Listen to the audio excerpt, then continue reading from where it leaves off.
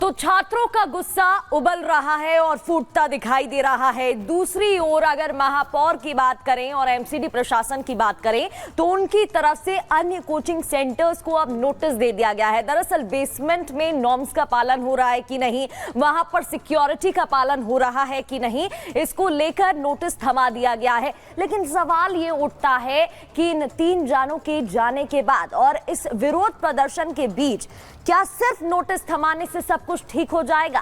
Report देखिए।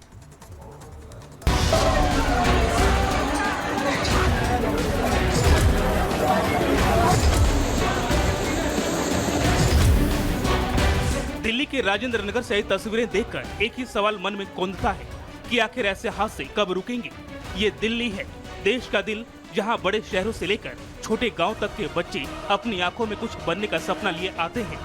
लेकिन दिल्ली के खोखले सिस्टम न सिर्फ उनके सपनों को बल्कि उन्हें भी निगल जाता है। यहाँ प्रशासन संभालने के लिए दिल्ली सरकार, एलजी और एमसीडी है, लेकिन माँ बाप की उन बेबस आंखों का जवाब देने के नाम पर हादसों के बाद सिर्फ सियासत नजर आती है। ये सबसे दुख की बात है कि 3 बच्चों की मौत हो गई और अब जैसे ही इस घटना के बाद अब मैंने कमिश्नर एमसीडी को एक लेटर लिखा है जिसमें आप देख सकते हैं कि हमने 2 निर्देश मैंने दिए हैं।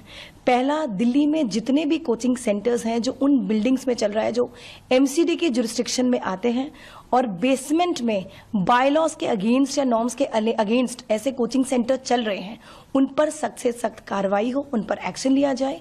दूसरा, और अगर इस मामले में जो कल राजेंद्र नगर में हुआ कोई भी एमसीडी अधिकारी अगर जिम्मेदार है तो उस पर भी सख्त कार्रवाई की जाए। इन बच्चों की मौत के जिम्मेदार पूर्ण तरह केजरीवाल सरकार और स्थानीय विधायक दुर्गेश पाठक जी हैं, जिन्होंने क्रिमिनल नेग्लिजेंस करी है। हम ये डिमांड करते हैं कि नैतिकता के आधार पर माननीय मंत्री आतिशी जी को इस्तीफा देना चाहिए, माननीय विधायक दुर्गेश पाठक जी को इस्तीफा देना चाहिए। यानी इस घटना के बाद भी सियासत जारी है, एक दूसरे पर आरोप प्रत्यारोप चल रहा है। बीजेपी आम आदमी पार्टी पर हमला कर रही है, सवाल उठाने में कांग्रेस भी पीछे नहीं है, तो आपके नेता पलटवार कर रहे हैं। 3 ऐसे युवा जो देश का भविष्य थे, 3 ऐसे युवा जो अपने अपने परिवार के चिराग थे, लेकिन दिल्ली की निकम्मी सरकार के भ्रष्टाचार का शिकार हो गए।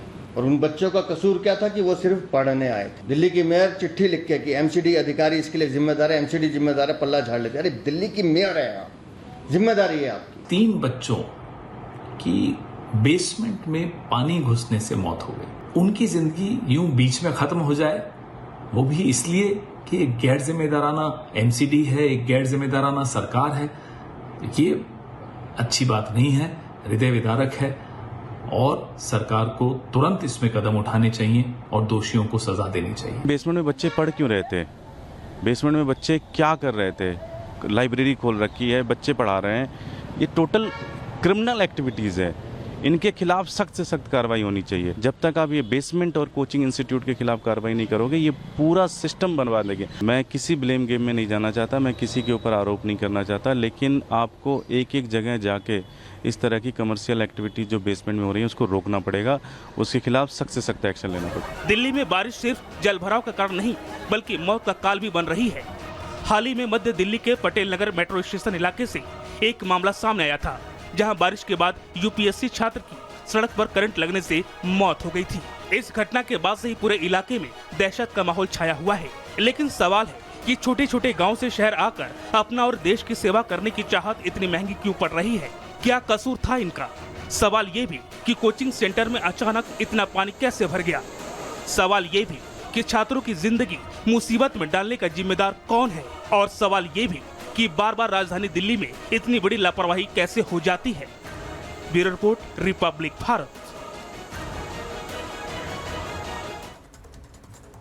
तो देखिए, इस हादसे के बाद सवाल कई उठ रहे हैं और आपको बता दें कि 3 छात्रों की जान चली गई और उनमें से एक थी श्रेया यादव, जिनका पार्थिव शरीर उनके पैतृक गांव पहुंचा और इसके बाद परिवार वालों का रो रो कर बुरा हाल। बिल्कुल, परिवार वालों का रो रो कर बुरा हाल है। हर किसी की आंखों में गम है, आंखें नम है और दिल्ली सरकार के प्रति गुस्सा भी है। ये कुछ तस्वीर भी आप देख रहे हैं, पैतृक घर श्रेया यादव का पार्थिव शरीर पहुंचा है, जिसके बाद मातम पसरा हुआ है। शव घर लाया गया है श्रेया का। और ये तस्वीरें आप देख रहे हैं जहाँ एक तरफ दिल्ली सरकार के प्रति गुस्सा है तो दूसरी ओर आंखों में नमी है, गम है, क्योंकि जो उन पर बीत रही है वो कोई नहीं समझ सकता।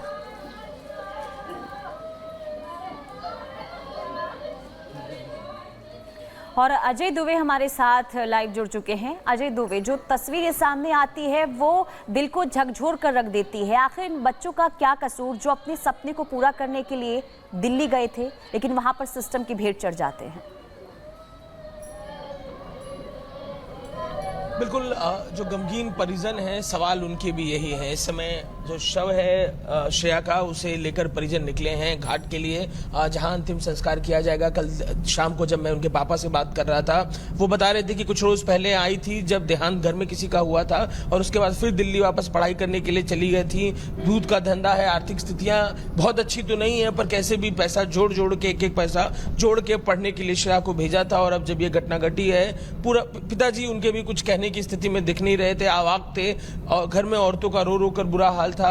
इलाके में वो जो पूरी पट्टी थी गांवों की, सब लोग वहीं बैठे हुए थे। घर में खाना नहीं बना था, बताया जा रहा था कि इंतजार हो रहा था कि सुबह तकरीबन दिन में 12 बजे शव निकला है दिल्ली से, देर रात पहुंचेगा और अंतिम संस्कार के बाद ही अब आगे कुछ होगा। और अब अंतिम संस्कार के लिए परिजन लेकर निकले हैं, जिस बिटिया को आशीर्वाद देकर और कौड़ी कौड़ी जोड़कर पैसे इकट्ठे कर कर पढ़ने के लिए दिल्ली भेजा था। अब पढ़ने के लिए जो बच्ची गई थी, कलेक्टर बनने का सपना था जिसका, और वापस आकर कुछ करने का सपना था जिसका, सपने रह गए। और अब शव वापस आया है और परिजनों के जो नम आंखें हैं वो बता रही हैं कि कैसे सिस्टम का फेलियर, दिल्ली जो देश की राजधानी है, जिसको लेकर छोटे शहरों अंबेडकर नगर जहां मौजूद है, वहां के लोग जिनकी आंखें दिल्ली का नाम लेकर चौड़ी हो जाती, जहां दिल्ली के जिक्र से, आधुनिकता की बात से लोग गाँवों में चर्चा करते हैं, पर वहां पर इस तरीके के सिस्टम के फेलियर से एक बच्ची की इस गाँव की मौत हो जाती है। तो पूरे गाँव की कई सपने लेकर श्रेया पहुंची थी दिल्ली राजधानी, लेकिन सपने भी चूर चूर हो जाते हैं और